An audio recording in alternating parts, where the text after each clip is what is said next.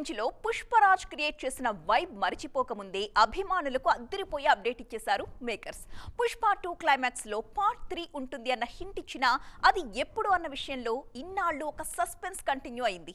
Final గా Pushpa 3 release ఎప్పుడన్న విషయంలో ఫుల్ క్లారిటీ ఇచ్చేశారు నిర్మాత. మరి ఆ డీటెయిల్స్ ఏంటో చూసేద్దాం.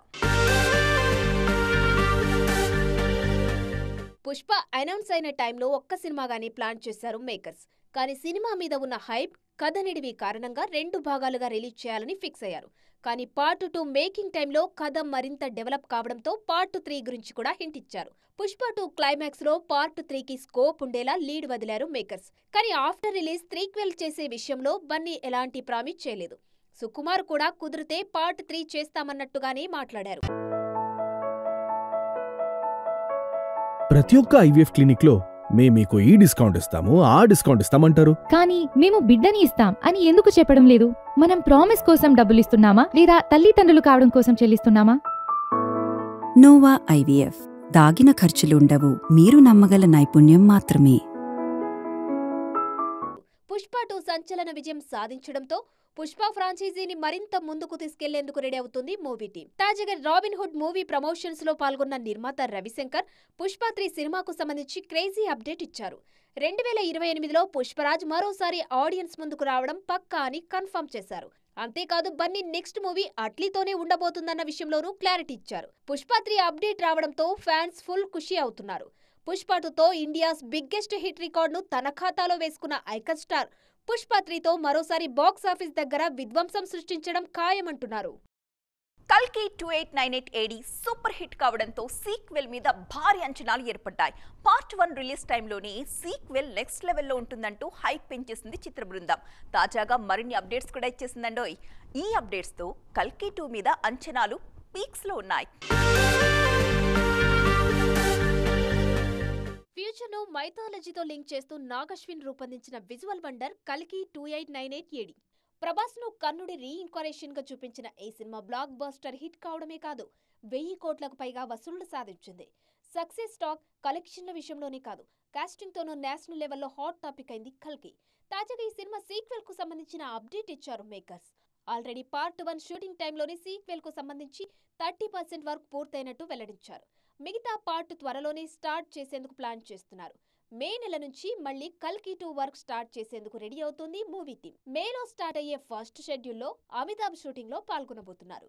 జూన్ 2వ వారం వరకు జరిగే ఈ షెడ్యూల్లో మేజర్ గా యాక్షన్ సీన్స్ చిత్రీకరించేందుకు ప్లాన్ చేస్తున్నారు.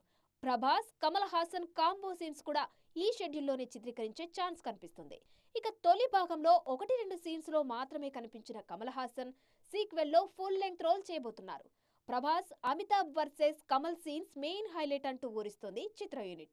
దీపికా పదుకొనే కూడా సీక్వెల్ లో లెంగ్తీ రోల్లో కనిపించబోతున్నారని హింట్ ఇచ్చారు మేకర్స్. అఖండ 2 కోసం నాన్ స్టాప్ గా వర్క్ చేస్తున్నారు దర్శకుడు బోయపాటి శ్రీను.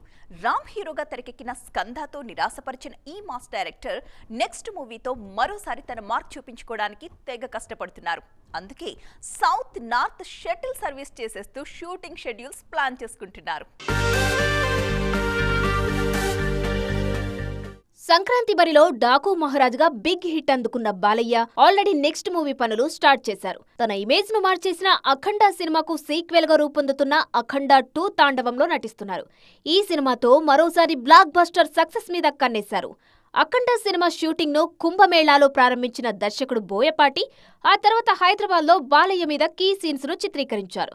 ప్రెజెంట్ హిమాలయాల్లో మరో భారీ షెడ్యూల్ షూటింగ్ జరుగుతుంది. ఇలా ఒక్కో షెడ్యూల్ మధ్య బ్రేక్ తీసుకోకుండా వర్క్ చేస్తున్నారు బోయపాటి. హిమాలయాలకు సంబంధించిన ఎపిసోడ్ షూటింగ్ మరో 4 రోజుల్లో పూర్తవుతుంది.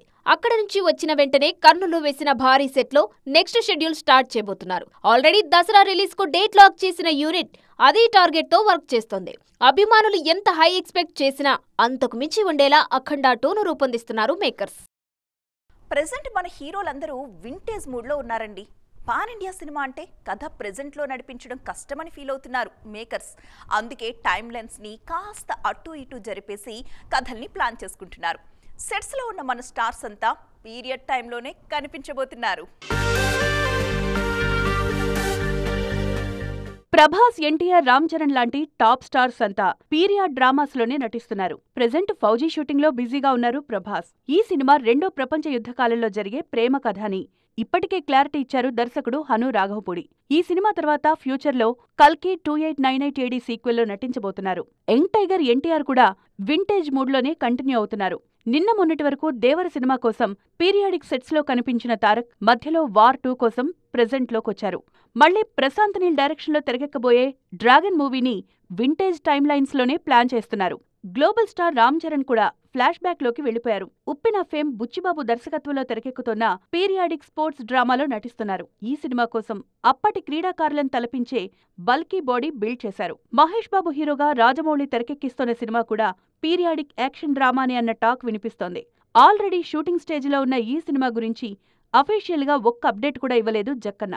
అయితే పాన్ ఇండియా ట్రెండ్ లో ఇప్పటి వరకు అన్ని పీరియడ్ కథలే తెరకెక్కించారు రాజమౌళి. అందుకే ఈ సినిమా కూడా అదే జానర్ లో ఉండే ఛాన్స్ ఉందంటున్నారు ఇండస్ట్రీ జనాలు. ప్రెజెంట్ కార్తీ ఎక్కడ కనిపించినా కూడా ఖైదీ 2 గురించిన డిస్కషన్. సర్దార్ 2 షూటింగ్ లో బిజీగా ఉన్న ఈ కోలీవుడ్ స్టార్ నుంచి ఖైదీ సీక్వెల్ అప్డేట్ కోసం ఎదురు చూస్తున్నారు ఫ్యాన్స్. మరి ఈ రేంజ్ లో క్రేజ్ ఉంది కాబట్టి ఫ్యాన్స్ లో హైప్ పెంచే అప్డేట్ ఇచ్చేశారు కార్తీ.